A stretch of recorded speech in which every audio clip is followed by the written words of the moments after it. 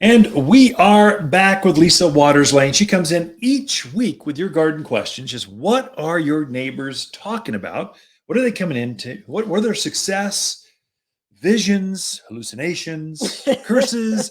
What are the bugs, animals? Just what's going on? The questions. Just there's something to be imparted and shared by the questions. So welcome, Lisa. Thank you.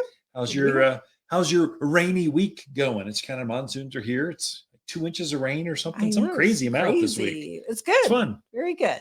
Everything enjoys the moisture, us, the plants, Did you see animals. our autumn sage out front by the Yeah, street? it's It's gorgeous. been kind of colorful. It's been some flowers. The hummingbirds have been on there. This is a knee-high shrub, maybe 3 by 3 by 3, and it's green right now. It's got a fragrance. We put it out there because the javelina are Don't thick. They like it. run up and down the Yeah. street, and they don't bother that. Some Russian sage are behind that, so they step Mhm. up to about hip high, and then we've got junipers behind that. They're about well over head high. So it's this kind of layered garden out by the Mhm. street for neighbors to enjoy, and it just kind of gives us privacy. Mhm. And they've been blooming now all of a sudden since the rain. I gave them a little bit of superphosphate, fertilized them just a touch, and then the rain came, and you can't see the foliage. They're all red flowers. It's It's beautiful. stunning. Oh my Yeah. gosh, In fact, this beautiful. morning I was like, oh, I should take a picture of We that should. because it's customers come in, they really don't have an idea sometimes how to use things. And Yeah. it really is a perfect example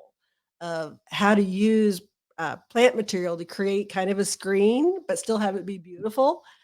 So I need to take a picture of that. It's so beautiful. I'd love to see a great picture. It's so beautiful and kind of long. So it's the entire Mhm. length of the property. Then you go to the driveway. It's hard to capture beauty, Yeah. majesty, glory. That whole Mhm. nature thing. Close-ups work, but a distance, it's actually hard to It capture. is. You feel it, you see, you go, whoa. It's like the Grand Canyon. It's you go, whoa, that deserves a picture. You take a picture, kind of go, that's not the same. Right. So anyway, good. So Yeah. garden questions. So what are Well, people yes. talking Well, about? speaking of all the rain, Yeah. so flowers love it, but weeds Yeah, love of it too. course. Yeah, it's crazy. So Lori's out in PV. She says, I have pulled weeds and pulled weeds. Yeah. I'm tired of pulling Yeah. weeds. Now, what do I do? What else can I do to take care of the weed situation? Yeah. So well, once the weeds are up, there's nothing you can do except weed. So you gotta like pull them or spray them or Mhm. do something. You gotta hoe them, you gotta do something. Right. And they'll just keep multiplying. So you want to catch those things early. So bindweed Mhm. is this wild growing morning glory. It grows up fences and it's cute. It looks good. Then it goes into flower. It's even prettier. Then the flowers turn into each flower has like 20 seeds and it spews them all over the yard and it compounds the problems. You can catch them now because they haven't gone to flower and seed yet. So Mhm. you can keep them from spreading. And it comes back by seed every year. These are true annual flowers. So they only come back by the seed. So if you can keep them Mhm. from seeding, you're good. Same thing with the nut sedge. There's a real pretty grass, really big, wide blade to it, and it hasn't gone to seed yet. It will here shortly. Usually in August, it goes into seed. Has this pretty little spiky top to it. It's kind of cute, but then each flower turns into like 1,000 seeds. It's some crazy number, and it just spews out all over the yard. So you want to get on those. Mhm. What we've been doing here at the garden center, what we've been doing at our house, we're Ken and Lisa Lane. We're just friends. We're neighbors. We're talking with them. This is working for us. I think it'll work for you, even in Prescott Valley. Um, we've been spraying Decimate. Mhm. Decimate it's like a kinder, better Roundup. Doesn't cause the cancer stuff that Roundup does. It's more effective than Roundup is here in this higher elevation. When it's real cool at night, Roundup doesn't work very well. It Mhm. needs hot, warm. It needs desert. So Decimate, just like it sounds, is a liquid. You put it up in your pump up sprayer. Mhm. Here's the insider tip. I spray some herbicide enhancer. It's a wetting agent. It's a surfactant. Mhm. So you mix your Decimate into your 1 gallon sprayer. You add some enhancer to it, and it will get that stuff to stick and kill twice as fast as any other weed killer out Mhm. there. It really is a game changer for things like nutsedge. It's got a real waxy leaf to it, so things you spray it tends to roll off and kind of beat up at the base, and so it affects how fast it works. It'll work better when it's about to rain. So you get it on there, it'll stick and dry and kind of adhere to weeds better, and you'll get a better kill rate. Even if the rain comes 30 minutes later, it'll still kill it. So use decimate, use herbicidal enhancer, or do the back-breaking work of hoeing, weeding. What I would really do is once you get ahead of it, put some weed and grass stopper down. Don't let the weeds get started. That's how you ultimately get it. That's like a granular. You spread it over the rock lawn, down the pathways, in between the roses. It does not affect any plants that are already growing. It only affects the seed that come up out in the garden. So I would really recommend that, especially Prescott Valley. Yeah. Oh, I got that wind out there. It just grows and grows and grows. You get it weeded, and then more weeds blow right back in. Yeah. So that's probably the long-term solution, weed and grass stopper. And now put it down, pray for rain.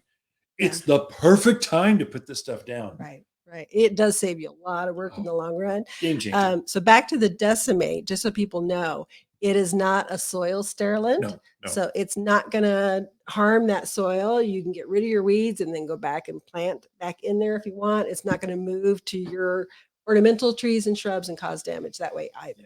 I also, if I can mention too, I had a neighbor just here at the garden center. He cut down some elm trees. He's really worried. He's an engineer. He's overthinking everything. He goes, Ken, I know you said brush and stump killer. You put that on top of where that cut was, where these elms are starting to sucker. I'm really worried about it crossing over and the roots jumping over to the other trees and affecting them. Or will it get the soil?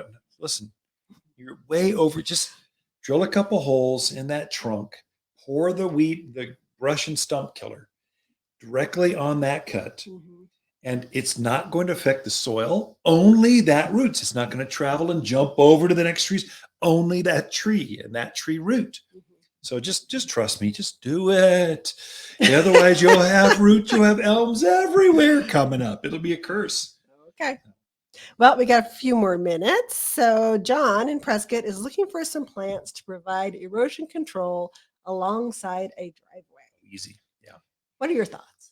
I have many thoughts. Thank you, John. I appreciate that. I don't get that at home. Just poking at you.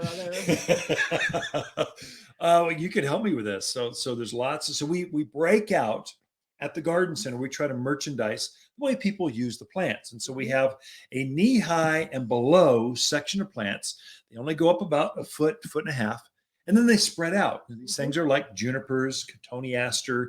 There's a spreading native called creeping mahonia, creeping rosemary. These are all great choices that really set their roots in there, hold the soil in. They're pretty. And more importantly, they'll take that sun that you have next to a driveway, because those are usually not just full sun. Usually it's radiant heat coming off that asphalt. Many times you put rock down beside the driveway. So they can be really hot. You need things that can really go after that. I would suggest another one. We had talked about it, the autumn sage, that red kind of 3x3x3. I know it's not a ground cover. It looks really pretty going up and down a driveway. It's got a very extensive Could be root. a nice mix to have both in there. That's a bloomer. So the others that we mentioned were evergreens. So there's a way to blend the two things together to have kind of a garden. The most common, of course, the most famous that the East Coast has made for this is boxwood. That's the one where you line the driveway. You have this little tiny hedge about a knee high going to the front door. That's boxwood.